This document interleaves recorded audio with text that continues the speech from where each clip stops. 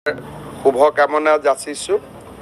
শাৰদীয় দুৰ্গা পূজাৰ প্ৰাক মুহূৰ্তত অসমৰ মহাবিদ্যালয়, ইঞ্জিনিয়াৰিং কলেজ, পলিটেকনিক আৰু স্বাস্থ্য বিভাগত আয়ুৰ্বেদিক চিকিৎসক ৰূপে প্ৰায় 400 যুৱক যুৱতীক আজি আমি নিযুক্তি পত্ৰ প্ৰদান কৰিলোঁ। এই ধাৰাবাহিক নিযুক্তি প্ৰদান কৰাৰ পৰিপ্ৰেক্ষিতত বৰ্তমান আমাৰ চৰকাৰৰ দিনত নিযুক্তিপ্ৰাপ্ত যুৱক যুৱতীৰ সংখ্যা 1,25,000 অতিক্ৰম কৰিলে।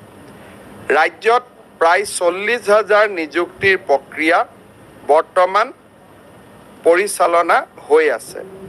আৰক্ষী বিভাগ, এডিআৰই, শিক্ষা বিভাগ আৰু আন বহুতো বিভাগত চলি থকা আটাইবোৰ নিযুক্তিক আমি চেষ্টা কৰিম যাতে 10 মে'ৰ আগতে সম্পূৰ্ণ কৰিব পাৰি।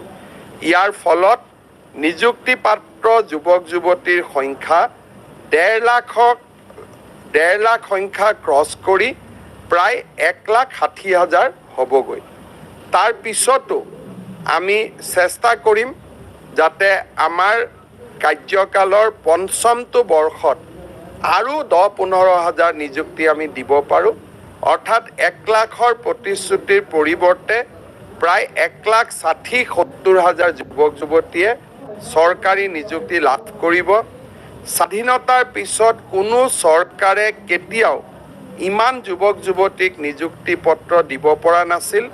অসমৰ ইতিহাসত এই 5টা বছৰ নিযুক্তিৰ ক্ষেত্ৰত এটা স্বৰ্ণীল যুগ হৈ থাকি যাব, তাক মই বিশ্বাস কৰোঁ।